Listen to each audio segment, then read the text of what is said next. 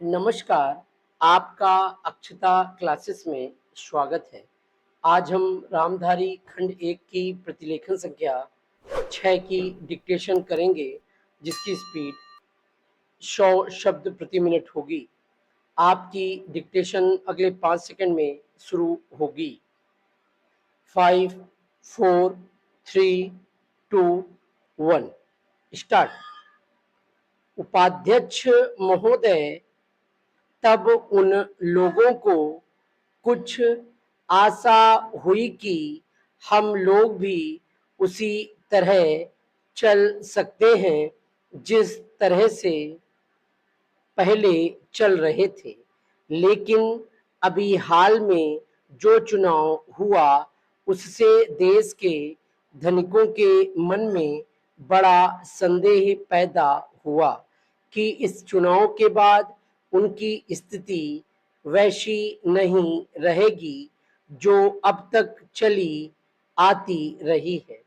गरीबों और अमीरों के बीच में अब तक जो बहुत बड़ा अंतर चला आ रहा था, उसको अब तेजी से दूर करने का प्रयत्न किया जाएगा।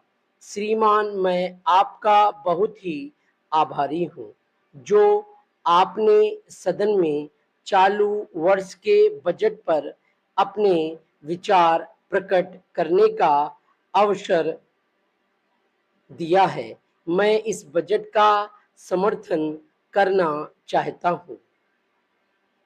श्रीमान, मैं सबसे पहले अपने दल के नेता प्रधानमंत्री को इस बात के लिए बधाई देना चाहता हूँ कि उनके नेतृत्व में देश में कांग्रेस दल को स्पष्ट बहुमत मिला और इसके फलस्वरूप यहाँ पर केंद्र में एक ऐसी सरकार का गठन हुआ जो कि देश में वास्तव में समाजवाद लाना चाहती है।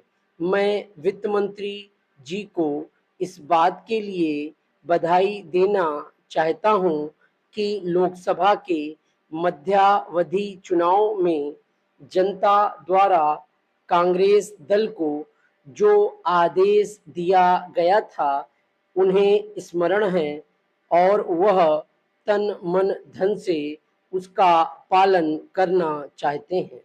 वह आदेश था देश में सामाजिक और आर्थिक विषमता दूर करने का, देश से गरीबी, बेकारी और बेरोजगारी को हटाने का और देश के जो पिछड़े हुए हिस्से हैं उनका पूरा विकास करने का।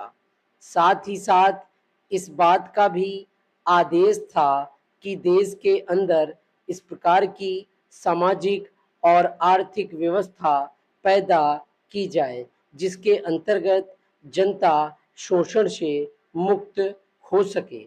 श्रीमान, यह ठीक है कि देश में कृषि के क्षेत्र में उत्पादन में वृद्धि हुई है, परंतु इसके साथ ही साथ यह भी दृष्टि में रखना चाहिए कि लागत में भी पूरी वृद्धि हुई है। इसके लिए आवश्यक है कि सिंचाई के साधन बढ़ाए जाएं और अधिक उन्नत बीजों का प्रयोग किया जाए। आज कृषकों को कृषि के यंत्र मिलने में बहुत कठिनाई हो रही है, जैसे छोटे छोटे ट्रैक्टरों का देश में बड़ा अभाव है। उनके बनाने के लिए शीघ्र नए कारखाने खोले जाएं, जिससे कृषकों को जल्द से जल्द ट्रैक्टर मिल सके। देश तभी प्रगति करेगा, हमारा ऐसा विश्वास है। डिक्टेशन कंप्लीट हो गई है। Thank you.